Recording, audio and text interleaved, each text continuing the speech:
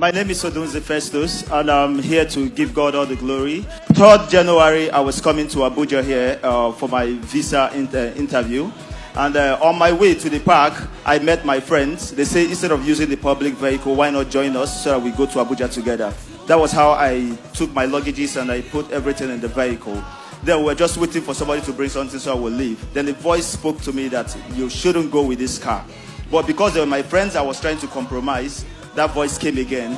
Then I held onto it. I asked them to drop my luggages, and they dropped my luggages. I told them I just needed to pick something. Then they left. I waited until they left the park. Then I bought another vehicle, only for me to reach Abuja. Then I put the call through, and one of them, the younger brother, just told me they are coming out from mortuary. I said, "What happened?" He said the car got accident and everybody died. So I'm coming to give God all the glory because it's Him that preserved me. And the message of our senior pastor has clearly shown there that there should not be any loss. Just wait a minute. We cannot go over that like that. Persons died. Do you see how people can just perish by following sentiments instead of divine direction? All my friends are here. Let's travel together. He heard the voice twice. Come out of this vehicle. Why didn't the others hear the voice?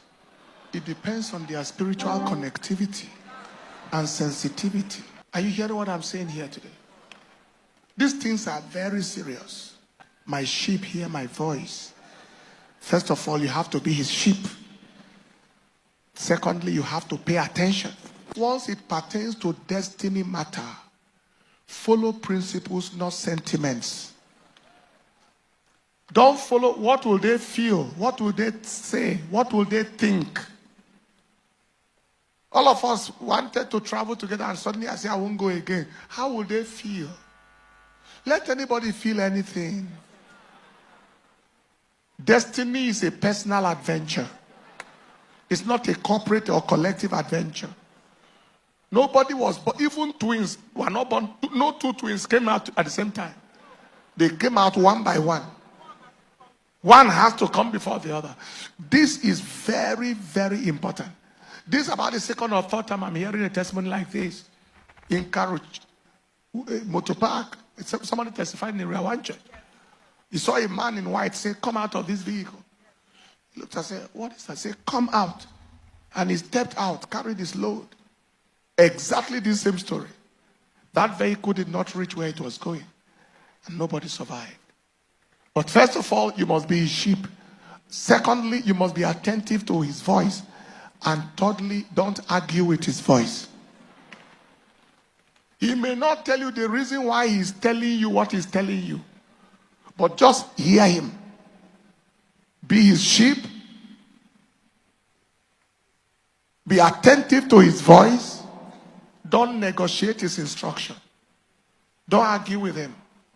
You may not know now, you will know later.